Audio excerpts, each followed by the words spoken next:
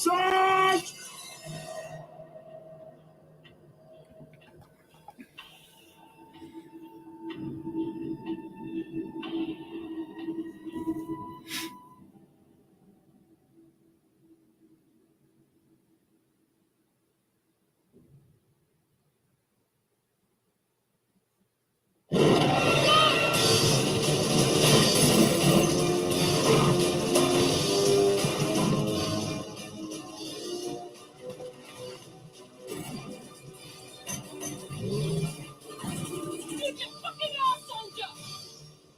I love it when a postman talks dirty.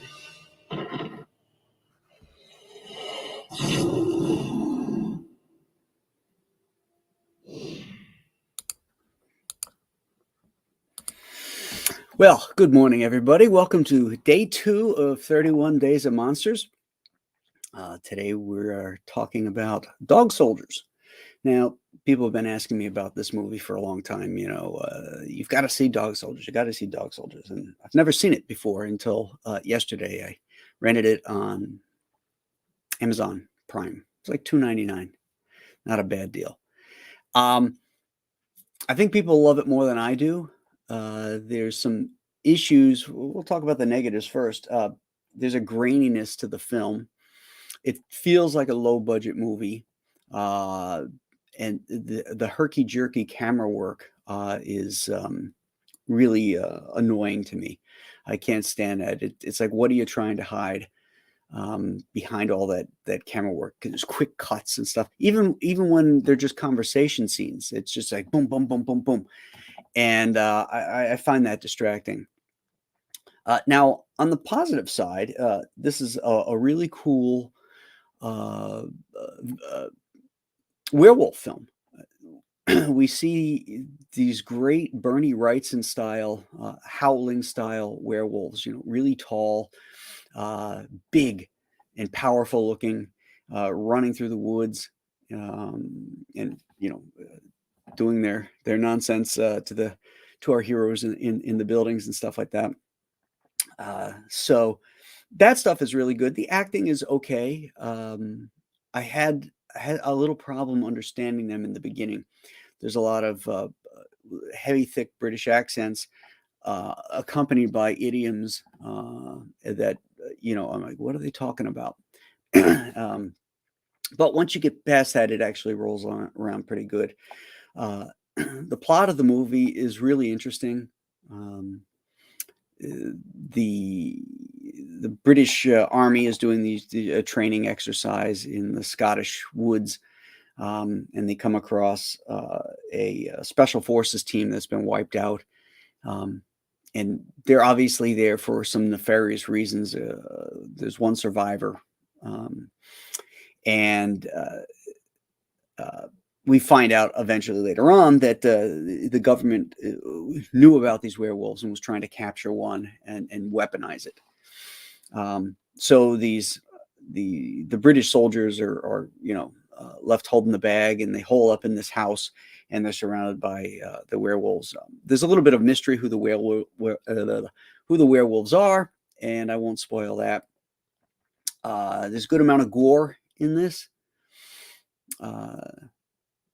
But yeah, I mean, it's a solid film. I'm not the biggest werewolf fan. I like the Howling a lot. Of course, like the Wolfman and the Werewolf of London. But the werewolf as a monster is not my favorite monster. Everybody knows I'm a Frankenstein man myself. But as far as like genre stuff, I think I prefer vampires over werewolves. I find them scarier and better depicted in films, at least to date. Anybody ever see the Wolfman, the remake from, I don't know, 10, 15 years ago, something like that? The director's cut came out in Blu-ray, and I bought that. I saw it at the theaters, and I was like, it sort of leaves me cold. But I wanted to like it, the Rick Baker makeup and his love for the Wolfman and all that kind of stuff. So I really wanted to like it. But the director's cut is much better. you get a better feel for the relationships in it. But still, it's not a great movie. It's not the movie it could have been. So the effects were really cool. The Wolfman was really cool. And the werewolves in this movie are really cool. But because of the quick cuts and the way the director chose to film it, it's like he's trying to hide it a little bit.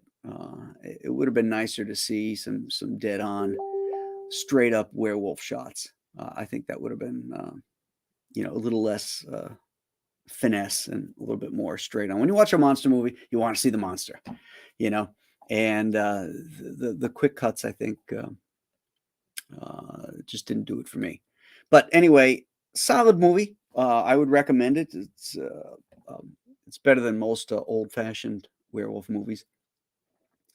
But I would say I'd give it a 6. That seems to be what the ratings that I saw on IMDb for this thing too. So, let's see who's here. Son of Liberty is here. He thinks Dog Soldiers is a great movie. And he was backer number 5. Awesome. For the Ghost of Metacumba Key. Yeah, yesterday was a busy day. We started 31 Days of Monsters at 9 o'clock. And then at 11 o'clock, we launched Ghost of Metacumba Key on my channel. At 12:30, something like that, we went over to Ethan's channel. That ran for a few hours over there. Then I came back here and did a second launch, and that went for like 3 hours. I had Billy Tucci on and Dan Lawless, and we had a ball. That was a lot of fun, just talking about stuff, telling stories, and that was just an awesome stream. So if you caught that, I hope you enjoyed it. And we raised, let's see, where are we at right now? We're not 24 hours in, and we are 34, almost 35,000 with 505 backers within under the first 24 hours. That's a huge bump from any of my previous campaigns. And so I'm very, very grateful for everybody who's come back to my Compass Comics line into the next book, and it is really much appreciated. So Marcus Calligrew is here. He is always up early, he says. Anonymity T2 says, hail. JP Roca asks, what's good? Jiminy Cricket says, so early. I know. I woke up early this morning. Originally, I didn't think I would be doing the show till late this afternoon, but I've been up since 6. And, probably not going to Mass till 9:30. So I figured, well, I better get this in because the Bills are playing this afternoon, and I still have to do a Sunshine State strip later today. I got a lot on my plate, so I figured I better do this before I forget about it. I don't want to do that. Hyper Kaiju is here. Says, good morning, monster fans. Shadowhawk talks. Hail, Graham. Monster time. Yes. A little too early for the bourbon, but yes. Phaser Face says, yep. David G is here. Jiminy Cricket. He liked the Wolfman remake. I liked it fine. The director's cut. The original theatrical version I didn't really care for. It's cold. There's something about the way it was filmed, the colors and everything. It's very cold feeling. And I never felt that kind of warmth towards Larry Talbot that when you see the original with Lon Chaney Jr., Larry Talbot comes from America. He's a vivacious guy, big guy, likes the ladies and stuff. And then he's stricken with this curse. And then he, all he wants is to die. He feels horrible, and he changes his personality. Not just because he turns into a werewolf, but the weight of this curse. And I always felt like Del Toro was like that beforehand. He was always just this morose kind of dude. And so when he gets turned into a werewolf, I don't have the same kind of feeling for him that I do for Lon Chaney Jr., who was like, oh, this poor bastard. So that's why I prefer the original. Now the effects in it were really great.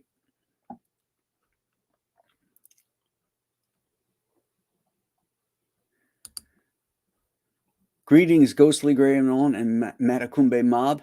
You cannot tell me this is fucking normal, says Rob. A line from the movie. Yeah, David G, referring to the Wolfman, says, haven't seen the director's cut. I fell asleep during the theatrical version. I could see that. Oh, this is interesting. Uh, one of the soldiers and dog soldiers, Sean Pertwee, the son of one of the actors who played Doctor Who. Sean Pertwee was the sergeant in this film, and he's really good in it. He and the other main lead, the guy who plays Cooper, can't remember the actor's name, were both very good in this. But I didn't know that Pertwee was related to that Doctor Who actor. That's interesting. Thank you for that.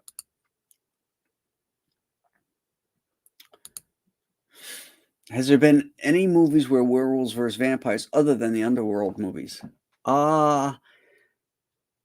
You'd have to include Abbott and Costello Meet Frankenstein because the werewolf and Dracula fight in that. So that's the only one I can think of.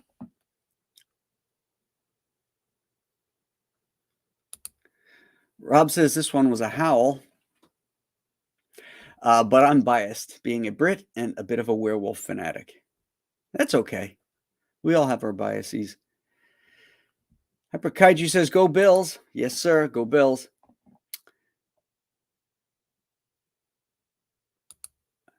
Oh, Marcus, thank you for posting the link to Ghost of Metakumba. Good morning, Dennis. Coffee and talking monster movies on a Sunday morning is sublime.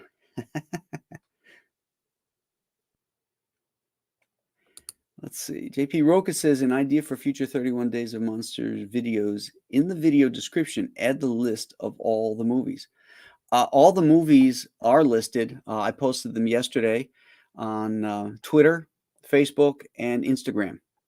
So you have to be following one of those on my pages, one of my pages. So the movie lists are there. It'd be a pain in the butt to put it into every description. Okay.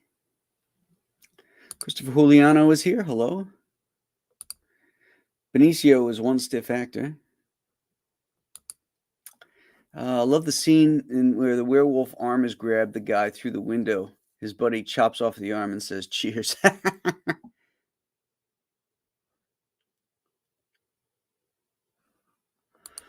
Rob is not keen about what's being done to Werewolf by Night on Disney. I really don't know anything about that. I saw something that they were going to do Werewolf by Night, but at this point, I'm sure I'll hate it. I think everybody is well aware of my feelings on Namor, the Submariner, and this phase of Marvel Comics, this woke phase of Marvel comic movies, is just horrible. Yeah, he was awesome in Sicario. I love that movie.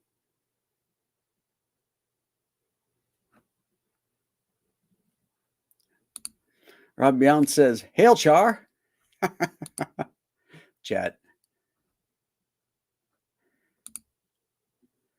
I'll just reread classic Werewolf by Night. Yeah, those early ones, especially the Plug ones, are awesome.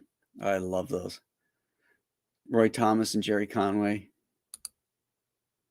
Can't believe you've forgotten the Twilight movies, the Ultimate World. Oh. Forgotten because I've never watched them and had no interest in them. So I can't forget what I didn't remember.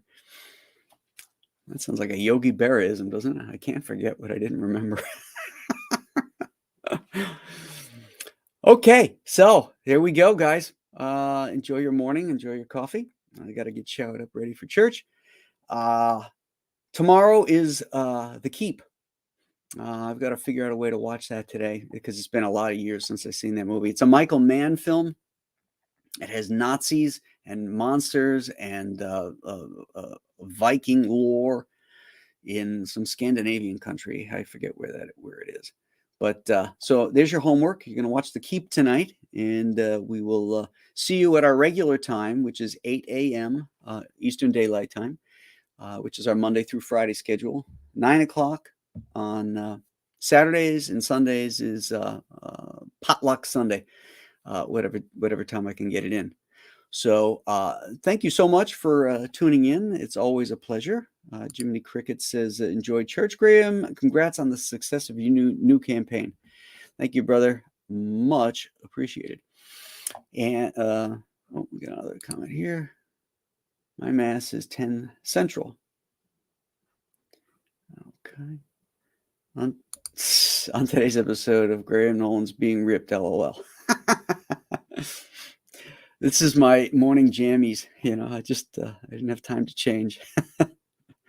But update on total for Ghosts of Metakumbakia. All right, let's see if we got anything while we're online here. So we got 505 backers, 34,970 refreshing.